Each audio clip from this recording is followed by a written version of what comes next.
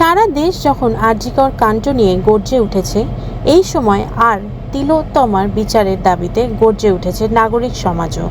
গতকাল নাগরিক সমাজের পক্ষ থেকে সারা রাজ্য জুড়ে যে রাত জাগো কর্মসূচির ডাক দেয়, আজ রাত জাগো কর্মসূচি দিকে দিকে পালিত হতে দেখা যায়। তার সাথে দেখা যায় ব্যারাকপুর স্টেশন চত্বরে নাগরিক সমাজের পক্ষকাণ্ডের দোষীদের ফাঁসির দাবিতে রাস্তায় মানববন্ধন এবং মশাল মিছিল করে একই সাথে ব্যারাকপুরের রাস্তায় লেখা হয় উই ওয়ান্ট জাস্টিস।